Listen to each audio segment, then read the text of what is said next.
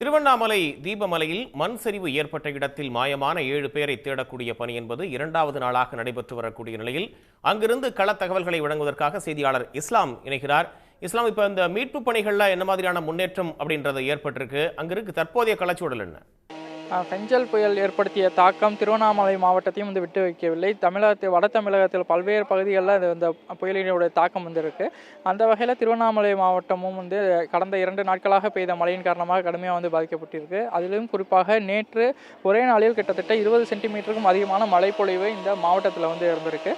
இதன் காரணமாக இந்த மழைப்பொழிவு அதிகமாக இருந்த காரணத்தினால நாம் தற்போது இருக்கக்கூடிய திருவண்ணாமலையில் இருக்கக்கூடிய தீபமலை, நம்ம கார்த்திகை தீபமும் இந்த மலையின் மீது தான் ஒளியேற்றுவார்கள். அந்த தீபமலையிலிருந்து மண் சரிவு ஏற்பட்டுள்ளது. அந்த மண் சரிவு ஏற்பட்டு அங்கிருந்து கற்கள், பாறைகள் உருண்டு இந்த வஉசி நகர் என்கிற அந்த பகுதிக்கு, மலை அடிவார பகுதிக்கு வந்தது.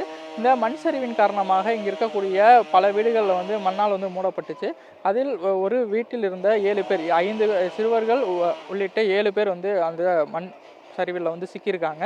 அவர்களை மீட்பதற்கான பணி தான் தொடர்ச்சியாக நடைபெற்று இருக்கு.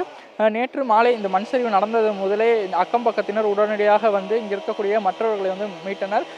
அதன் காரணமாக பெரிய ஒரு பாதிப்பு ஏற்படவில்லை. உடனடியாக அவர்கள் மீட்கப்பட்டு அருகே இருக்கக்கூடிய முகாம்களுக்கு அழைத்து செல்லப்பட்டிருக்காங்க. கிட்டத்தட்ட இந்த வஉசி நகர் பகுதியில் 100க்கும் மேற்பட்ட குடியிருப்புகள் இருக்கு. மலையினுடைய அடிவாரத்திலே இந்த பகுதி அமைஞ்சிருக்கு.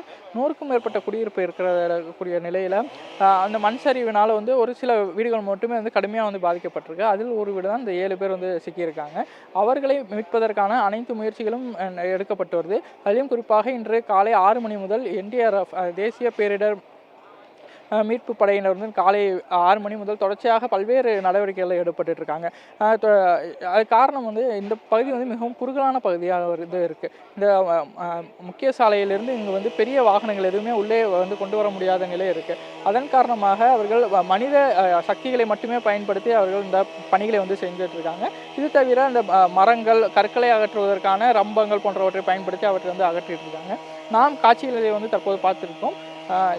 கிட்டத்தட்ட அந்த NDRF டீம், அதே போல் தீயணைப்பு மீட்பு துறையினர் அந்த 7 பேர் சிக்கியிருக்கிறதாக கருதப்படக்கூடிய அந்த வீட்டின் மேல் நின்று எப்படியாவது அந்த சிக்கியிருக்கிறவர்களை மீட்க வேண்டும் என்பதற்கான தீவிர முயற்சியில் ஈடுபட்டு இருக்காங்க. பெரிய வாகனங்கள் எதுவுமே செல்ல முடியாத ஒரு சூழல்ல அவர் மனித சக்திகளை தான் முழுவதுமாக பயன்படுத்த வேண்டிய ஒரு கட்டாய நிலை இருக்குது. அதன் காரணமாக சில தாமதங்கள் ஏற்படுது. அது ஒரு சில சிக்கல்களாகவும் இருக்குது. ஏன்னா முழுமையாக அனைத்தையுமே இவர்கள் மனிதர்களே செய்ய வேண்டிய சூழல் இருக்காங்க. அங்கே இருக்கக்கூடிய மண்களை அள்ளுவதாக இருந்தாலும் சரி, கற்களை உடைப்பதாக இருந்தாலும் சரி, மரங்களை வெட்டுவது என அனைத்து பணிகளையுமே அவர்கள் செய்வதன் காரணமாக சற்று தாமதம் ஏற்படுது. இருந்தபோதும் அவர்களை எப்படியாவது மீட்டு விட வேண்டும் என்கிற ஒரு நோக்கத்தில் தொடர் அந்த மீட்பு பணிகள் நடைபெற்று இருக்கு. தற்பொழுது அந்த NDRF உடைய அந்த குழு, அதே போல் தீயணைப்பு மீட்பு பணித்துறையினரும் தொடர்ச்சியாக அந்த வீட்டின் மேலிருந்து அங்கே இருக்கக்கூடிய மரத்தை அப்புறப்படுத்தி மண்ணை அள்ளக்கூடிய வேலைகளில் ஈடுபட்டிருக்காங்க. இது தவிர இந்த மலையிலிருந்து உருண்டு வந்த ஒரு பாறை அந்த வீட்டின் அருகே நிற்கிறது.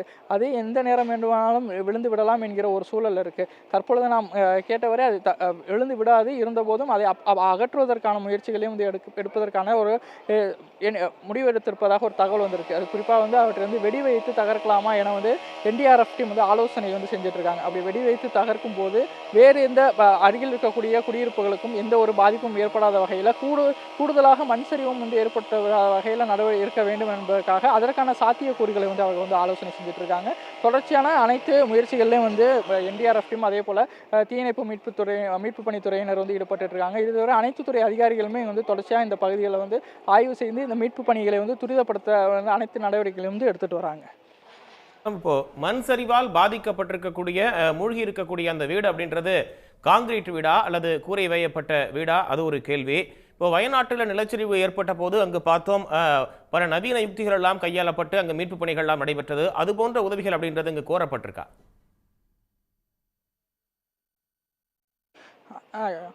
நிச்சயமாக அது வந்து அங்கே வந்து நம்ம வயநாடு சம்பவத்தை எடுத்துக்கொண்டால் அது வந்து பெரிய பரப்பாக இருக்குது. நாம் வந்து அங்கே வந்து பொக்லைன் இயந்திரங்களை எடுத்து செல்வதாகட்டும், லாரிகளை கொண்டு செல்வது, இன்னும் பிற இயந்திரங்களை கொண்டு செல்வதற்கான ஏதுவான வாய்ப்புகள் வந்து அங்கே இருந்துச்சு. ஆனால் இந்த பகுதியை வந்து நான் பார்த்தோம்னா நம்ம வந்து காட்சிகளைக்குள்ளே அதை வந்து காணலாம். மிகவும் வந்து குறுகலான ஒரு பகுதியாக இருக்குது.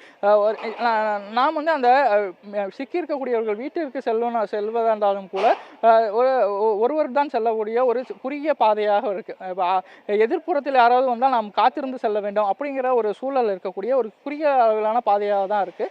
அது வந்து நாம் பார்த்தவரை அது காங்கிரீட் வீடாக தான் வந்து தெரிகிறது. இருந்தபோதும் அதிகப்படியான நிலச்சரிவு ஏற்பட்டதன் காரணமாக அவை வந்து அந்த காங்கிரீட்டும் வந்து விழுந்து அந்த மண்கள் வந்து மூடியிருக்கு.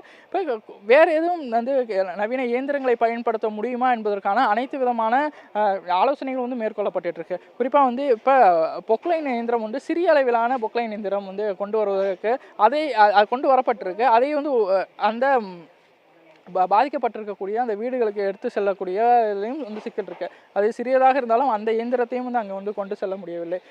இதுதான் வந்து மிகப்பெரிய ஒரு சவாலாக இங்கே மீட்பு பணியில் ஈடுபட்டிருக்கவங்க வந்து இருக்கு. நாம் வயநாடு சம்பவத்தை எடுத்துக்கொண்டால் அனைத்து அது முழுமையாக அந்த பகுதியே வந்து பாதிக்கப்பட்டுருச்சு.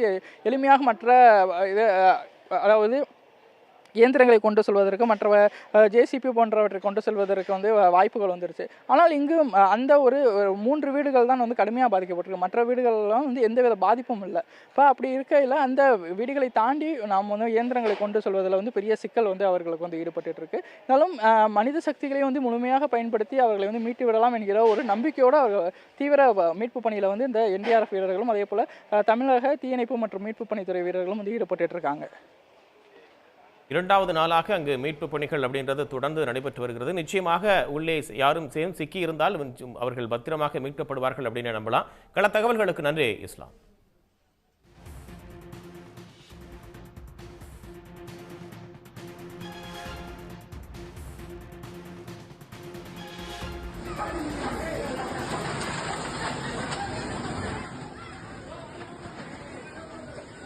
திருவண்ணாமலையில் மலை மண் சரிவால் வீட்டில் பாதிக்கப்பட்டிருக்கக்கூடிய 7 பேரை மீட்கக்கூடிய பணிகள் என்பது மிக துரிதமாக அங்கு நடைபெற்று வருகிறது. இருப்பினும் பாறைகள், அங்கு இருக்கக்கூடிய மரங்கள் உள்ளிட்டவற்றால் மீட்பு பணிகளில் சில சவால்கள் இருந்தாலும் கூட முற்றிலுமாக மனித ஆற்றலால் தற்போது அந்த மீட்பு பணிகள் என்பது தொடர்ந்து அங்கு நடைபெற்று வரக்கூடிய அந்த காட்சிகளை பார்க்கிறோம். நிச்சயமாக அனைவரும் நல்ல முறையில் மீட்கப்படுவார்கள் என்ற நம்பிக்கையோடு மீட்பு படை வீரர்களால் அங்கு தொடர்ந்து இந்த மீட்பு பணிகள் என்பது முன்னெடுக்கப்பட்டிருக்கிறது. மிகவும் ஒரு குறுகிய பாதையாக இருப்பதால் அங்கு பெரிய வாகனங்கள் செல்ல முடியாத ஒரு சூழல் இருக்கிறது. அதனால மீட்பு பணிகளில் சற்று சில தொய்வுகளும் ஏற்படக்கூடிய வாய்ப்பு இருக்கிறது அப்படின்றது நம்முடைய செய்தியாளர் இஸ்லாம் வழங்கிய கள தகவலாக இருக்கிறது. அந்த மீட்பு காட்சிகளையும் நாம் திரையில் பார்க்கிறோம். உடனுக்குடன் செய்திகளை தெரிந்து கொள்ள சன் நியூஸ் பெல் ஐகானை கிளிக் பண்ணுங்க.